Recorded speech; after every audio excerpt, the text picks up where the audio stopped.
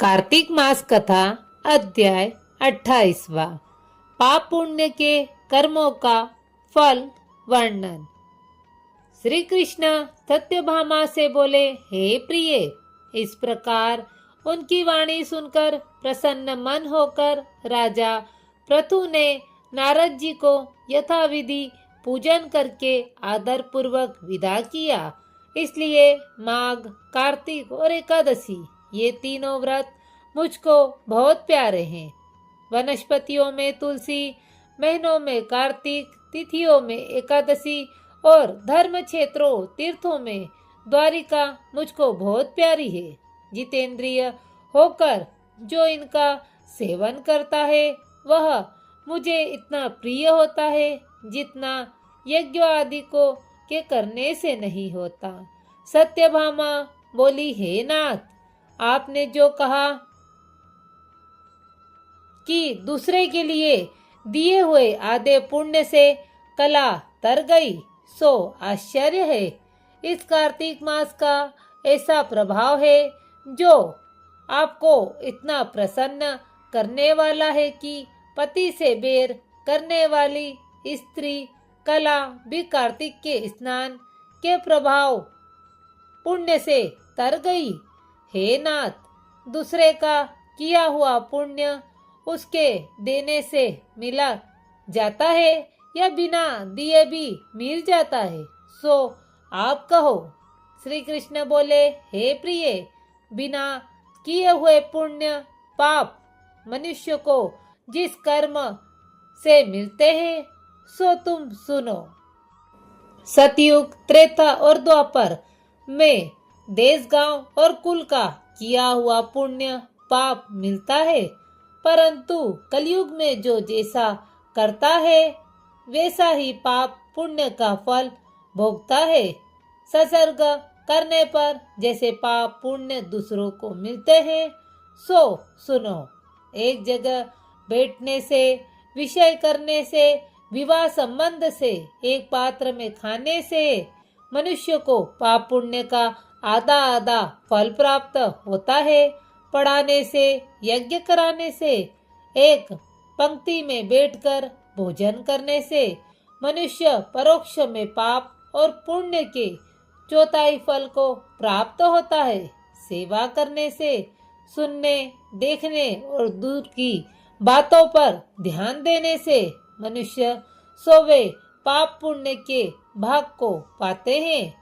दूसरे की निंदा, चुगली और धिक्कार देने से मनुष्य उसके पापों को ग्रहण कर अपना पुण्य देता है। स्त्री, नौकर और शिष्य इनको छोड़कर जो मनुष्य पाप पुण्य करता हुआ सेवा करता है और उसे सेवा के अनुसार जो धन न दिया जाए तो वह धन उसे पुण्य के रूप में प्राप्त होता है। एक पंक्ति में बैठकर भोजन करने वाले मनुष्य की पत्तल को जो लांघता है वह उसके पुण्य के छठे अंश को प्राप्त करता है। स्नान या संध्यादि करते समय जो मनुष्य दूसरे को छू ले अथवा बात करे तो वह अपने पुण्य कर्म के छठे अंश को दूसरे को दे देता है। धर्मार्थ, जो पुरुष दूसरे से धन लेता है तो उसका कर्म फल धन देने वाले को ही मिलता है। पराया द्रव्य लेकर पुण्य करने वाला पापी है। जो धनी है उसी को पुण्य का फल मिलता है। जो मनुष्य दूसरे के ऋण को चुकाए बिना मर जाता है तब वह धनी अपने धन के अनुसार उसके पुण्य फल को ले लेता है। जो आदमी शिक्षा देता है, सलाह देता है तथा कार्य को सामग्री देता है और प्रेरणा करता है, वह भी उसके छठे अंश को प्राप्त करता है।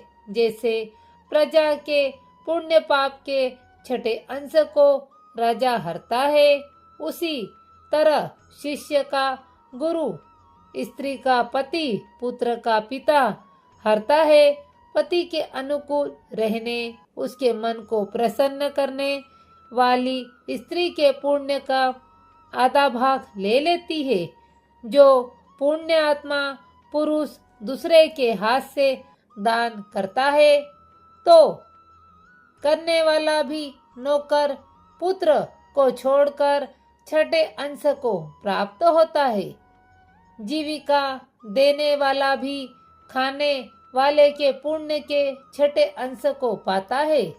यदि बदले में वह उससे सेवा ले लेता है तो कुछ नहीं पाता, और सेवा न करावे तो ऐसे बिना दिए इकट्ठे पुण्य भी मनुष्य को मिलते हैं। इसी प्रकार कलयुग में भी मनुष्य अपने किए पाप पुण्य का फल भोगना पड़ता है, परंतु कलयुग में ये नियम नहीं है। पुण्य और पाप को भोगने वाला स्वयं करता ही होता है।